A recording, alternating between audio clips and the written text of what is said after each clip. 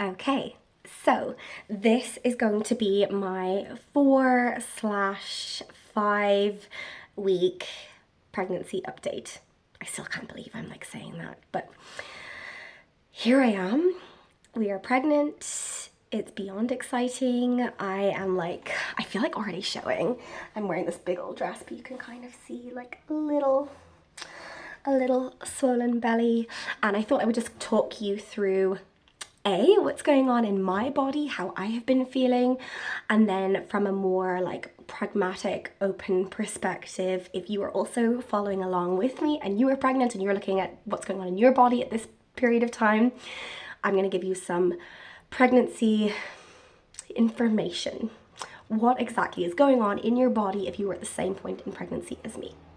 So I want to just say very quickly, every pregnancy is very different. You may have some or none of any of these symptoms that I am experiencing, and that does not mean that it is wrong. It is just different. Our bodies are built differently. We support our bodies differently, and that is okay.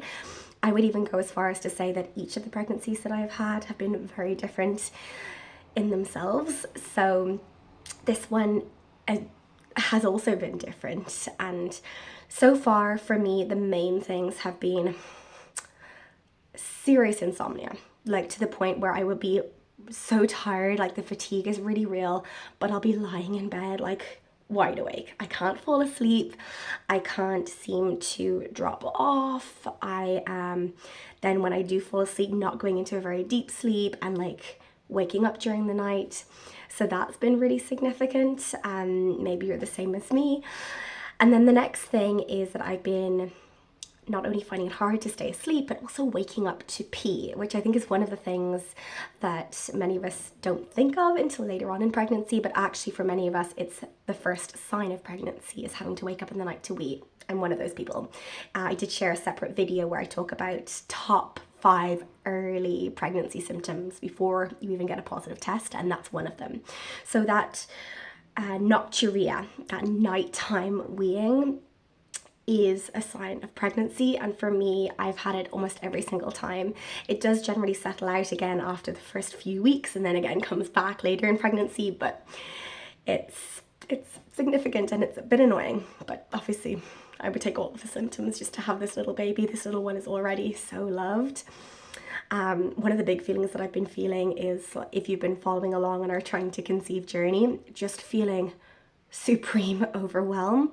The idea of bringing another child into the world is so much what we wanted, and yet even though we're like, now that we're here, I'm like, oh my gosh, can I do this? Particularly on those really hard parenting days where I feel like I'm just stretched a little bit thin, and yet I know that it will just be beautiful and fantastic, and this little person is going to slot in so nicely. Thank goodness for very kind, generous, honest friends who have been able to lend an ear and just hear me out on this one, because yeah, it feels like a lot. And I also feel like because I'm working for myself, I need to be like getting myself in gear and like prepping for a maternity leave or whatever. So I'm very much in business mode, and this always happens to me in pregnancy. I get really like driven all of a sudden. So that's been really interesting. Other symptoms that I've had: peeing at night, the insomnia, breast tenderness. I feel like my boobs knew that I was pregnant before I did. So breast tenderness, nipple sensitivity, and breastfeeding aversion. So for those of you who don't know me from Instagram, I am still tandem feeding my boys. And so feeding them in particular at nighttime has been a real struggle for me. I've very much been having to like create some really clear boundaries there for them, doing some countdowns, singing only for like or nursing only for the duration of a song, doing like a wee bit of just space holding, because they're also feeling some big feelings around that. But for me, I felt breastfeeding aversion when I was nursing Atticus through Archer's pregnancy, and I know that it will end. For me, it peaks at nighttime, so that has been hard, but I know that it's going to come to an end and it will be fine. And I feel like also in being able to continue nursing really maintaining those strong boundaries is really helpful. If you are curious, I should do a video all about nursing manners and how we manage that, but it's really important, and I feel like it's also like the first step in bodily autonomy and consent, and recognizing that mum is also another person. So it's really important to me, and it's been helpful to be able to do that. But breastfeeding aversion, nipple sensitivity has been huge this time around. What else have I been feeling? I had implantation bleeding this time round, which I was ready for, and yet as a mama who has experienced loss, was quite triggering for me.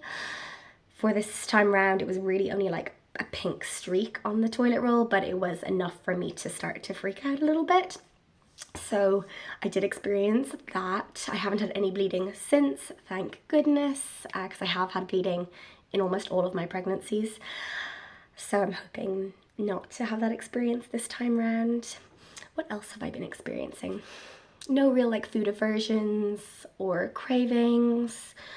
I have been exercising as usual. I've been minding myself as usual. I've been finding it really hard not to just tell everyone straight away this time, because I feel like I want to share that part of the journey that isn't spoken about. So I have told, oh, the bell in the background. I have told my husband, which you'll see in a separate video, but also like some of my close friends quite quickly this time around, because I feel like even if we were to lose this baby, I would love to have that support. Okay, so they're the main things, and then I'm going to quickly just like open the app that I have downloaded, which I actually totally forgot to do. I have already booked in with a home birth midwife, the same midwife who was there when I had Atticus and Archer, which is really special. She feels like a part of the family at this stage, so it's really lovely. Where did I put that app? That is so funny. It's disappeared. Bananas. Okay, hang on, I'll have to pull it. Okay, so the app that I've been using is the Pregnancy Plus app, and it would mark me as being in my first trimester, and the image is so odd here for what's going on. If you can see, it's like, it looks bizarre, but it's saying that we have got 4 weeks, I am currently 4 weeks and 2 days pregnant, which is exciting. And opening my weekly update, it says that at this stage, cells within the blastocyst start to take on different roles. The placenta has started to develop, and 3 distinct layers of cells form the embryo. The first layer will form the digestive system, liver and lungs of your baby, and the second will form the heart, muscles, kidneys, reproductive organs, and bones of your baby. And the third will form their nervous system, hair, skin, and eyes. How cool is that? And then it goes on to talk about the neural tube, which is why it's so important that we are eating enough folate in our diet. And yes, a folate over folic acid always, which is the more natural version as opposed to folic acid being the synthetic version, although that's still what's spoken about, but that's to protect neural tube development. So the neural tube, which is the precursor to your baby's brain and their spinal cord, forms from the ectoderm layer, so that's the outside layer. And folate is vital for this process, and this is why it is recommended as a supplement, so to avoid any neural tube defects. And then in my body, you might be feeling a little bit sicky. I'm not yet. And then the symptoms may be a little bit stronger if you've got twins. I don't think I have twins. It doesn't run in my family. It says try to eat plain foods if you're feeling a little bit sick and your uterus is growing bigger, and it may press on your bladder, increasing bathroom trips, tenderness in your breasts as the milk glands are multiplying. So you might have seen that lovely visual in Instagram where it's like these like grape-like clusters in your breasts, and you just growing more of those clusters every pregnancy, so you lay down more tissue. And then it's talking about linking in with your healthcare provider. You may already feel really tired, getting some fresh air and walking. And it's just, I find this one particularly lovely. I feel like it does less of the fear mongering, but it's also really nice because it does that real life visual, which for me has been really helpful with my other kiddos. So that is the Pregnancy Plus app that I've been enjoying. I'll link it down below. It's not paid or sponsored or anything like that. I used the Ovia one last time, I believe, or the Clue one. I can't quite remember, but this one I feel like is a little bit cuter. It doesn't have the like a fruit comparison though, which I think Articus would have quite a lot of fun with. But that is me.